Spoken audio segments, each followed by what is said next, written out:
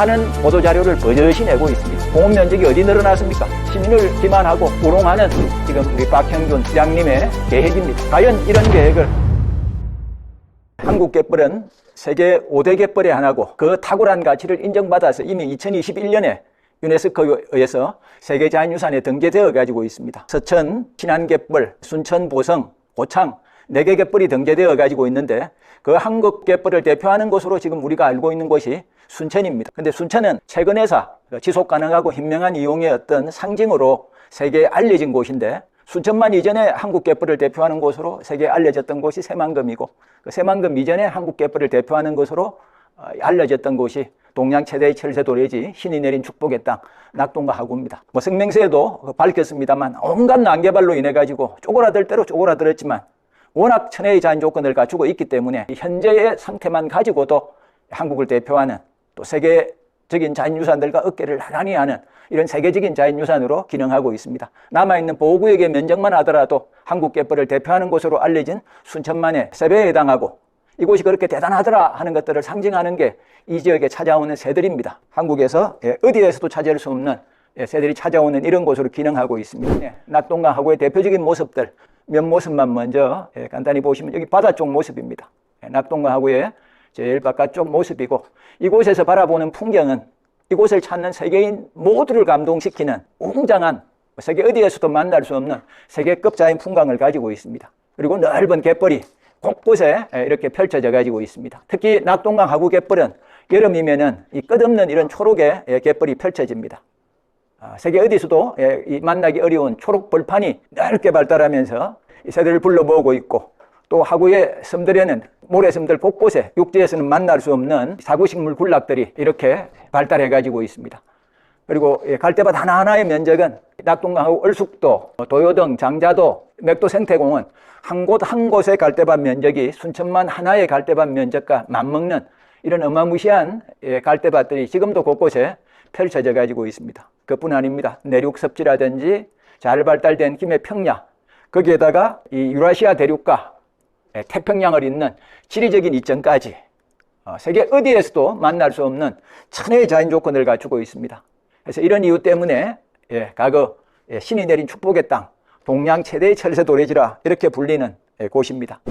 이런 연유로 해서 이곳이 이런 대단한 곳이더라 하는 걸 상징하는 게 이곳에 찾아오는 새들인데 잘 아시다시피 낙동강 하구를 상징하는 대표적인 새 부산을 대표하는 새는 우리가 그 야구로 부산 대표새 그러면 갈매기를 떠올리는데 갈매기가 아니라 이 새입니다. 이 새. 여기 작은 새가 오리고 여기 지금 이 모습 보시게 되면 아마 누군지 쉽게 떠올릴 수 있으실 건데 백조입니다. 백조.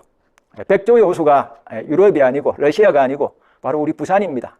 세계 어디에도 3,000마리 백조, 백조라고 불리는 고니가 찾아오는 도시가 없습니다. 그래서 겨울철 낙동강 하구에 가게 되면 이렇게 곳곳에 이 백조들이 모여 있는 모습들을 만나실 수 있습니다. 전 세계 어디에도 3,000마리 백조가 찾아오는 도시는 없더라. 그래서 이 백조는 낙동강 하구가 얼마나 대단한가 하는 것들을 보여주는 낙동강 하구가 여전히 세계 최고의 자연유산의 하나이더라 하는 걸 보여주는 지표입니다. 이런 연유로 해서 낙동강 하구 전체는 철새도래지로서 천년기념물, 문화재 보호구역으로 지정이 되었는데 지정된 연도가 자그마치 1966년입니다. 뭐 전혀 환경의 가치, 철새의 가치 뭐 이런 것들을 모르던 시기지 않습니까? 그런 시기에 사람들로 하여금 이 땅만은 지켜야 한다 이런 생각을 가지게 만들었던 이런 곳입니다. 지금도 여전히 낙동강 하구는 한국을 대표하는 국제적인 철새도래지로 기능한다 하는 것들을 정부도 잘 알고 있습니다. 여기 응궁대교, 장락대교 소규모 환경영향평가서 검토 의견에 국가가 적어놓은 의견입니다. 사업 예정지가 포함된 지역은 국제적으로 잘 알려진 한반도 남단 최대 규모의 철새도래지고 동북아 및 한반도 조류 생태 측면에서 보존적 가치가 매우 높은 지역이다. 그래서 표현할 수 있는 최고의 수사를 붙여서 이 지역의 가치를 설명하고 있는 이런 지역입니다. 수변부가 전부 낙동강 하구 문화재 보호구역으로 지정이 되어 있는데 곳곳에 천연색으로 표시된 게 1966년 지정 이후에 1984년, 92년, 89년, 83년, 88년 계속해서 개발로 인해 가지고 사라져간 지역을 지금 표시한 곳입니다. 그래서 육지 쪽은 이미 다 개발될 대로 개발되어 버린 이런 상태입니다. 여기에서 지금 마지막 남은 이 지역은 지금 부산시가 국가도시공원으로 지정하려고 하는 맥도 생태공원의 옛 모습들입니다. 원래 맥도 생태공원은 이렇게 논농사를 짓는 농경지가 쫙 펼쳐져 가지고 있습니다. 이렇게 광범위하게 농경지가 펼쳐져 가지고 있다 보니까 요 뒤에 보시면 아파트 표시나십니까? 요 서부산 낙동강교 있어가지고 요게 맥도 생태공원임을 알 수가 있습니다. 그래서 겨울철에는 농사를 짓고 난 뒤에 낙곡이 떨어져 있기 때문에 보시는 것처럼 수많은 오리들, 기러기들, 심지어는 백조들까지가 이곳에 와서 겨울을 낙후하던 이런 곳입니다. 근데 이런 곳을 일부러 부산시가 생태공원으로 만들기 위해서 수백억 돈을 투입해가지고 지금 모습으로 바뀌어버렸습니다. 그래서 원형을 아마 거의 짐작하실 수 없으실 텐데 이게 원래 맥도 생태공원의 원형입니다. 이런 곳을 억지로 그 공원으로 바꾸어 놓고 또다시 그것도 모자라가지고 국가 예산을 끌어와서 또 온갖 시설들을 건설하는 국가도시공원으로 바꾸겠다 이렇게 얘기를 하고 있습니다. 얼숙도입니다. 낙동강 하구 하는 이름은 사람들이 모릅니다. 그렇지만 얼숙도 하는 이름은 누구나 얼숙도, 얼숙도라고 얘기할 만큼 낙동강 하구를 상징하는 낙동강 하구의 핵심 중의 핵심 지역이 얼숙도입니다. 낙동강 하구에서 가장 핵심적인 철새도래지의 기능 유지에 중요한 역할을 하는 지역마저 지금 부산시가 국가도시공원으로 이렇게 바꾸려고 합니다. 여기가 지금 연막지구 한 대가 맥도생태공원, 여기가 삼락생태공원, 대저생태공원, 함영생태공원, 낙동강 하구 이런에 이렇게 4개의 넓은 둔치가 있고 이 둔치가 있는 곳을 2002년부터 2006년까지 그때 돈으로 자그마치 950억입니다.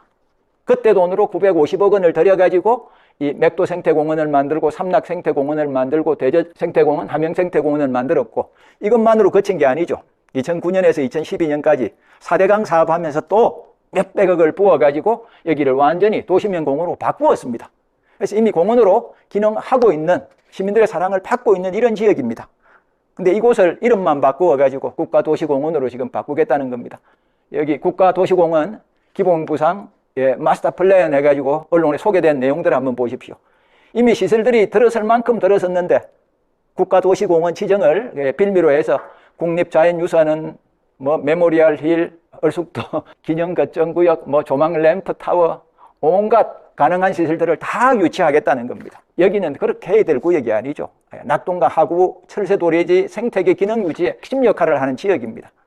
그래서 왜 이런 곳을 이미 생태계 거점 지역으로서 그러면서 자연을 최소한으로 해소하면서 잘 이용하고 있는 지역을 또 그것도 모자라가지고 더 시설을 확충하고 공원 기능을 강화한단 말입니까? 하고 여기 보시게 되면은 이분들이 얼마나 시민을 우롱하는지 하는 것들을 단적으로 보여주는 애입니다.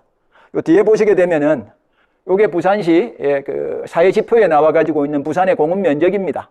부산의 공원 면적 보시게 되면은 2008년에 5,700헥타르 정도 됩니다. 2015년이 가장 부산의 도시공원으로 지정된 면적이 넓습니다. 6,179헥타르, 6,100헥타르 정도 되는데 지금은 줄어가지고 자료가 여기까지만 나와가지고 있습니다. 그 뒤에는 지금 자료가 부산시가 발표한 게 없습니다.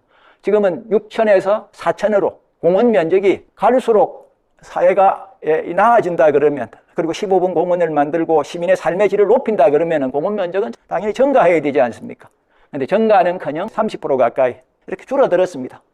이런 게 시민의 삶을 높인다는 시정의 실태란 말입니까? 그런데 앞에 말씀드렸듯이 여기 보십시오. 이미 공원으로 이용하고 있는 지역을 도시관리 계획만 바꾸어가지고 공원으로 도시관리 계획만 바꾸어가지고 이분들 지금 보도자료 낸 거 보십시오. 도시공원의 면적이 자그마치 4분의 1 가까이 증가했습니다.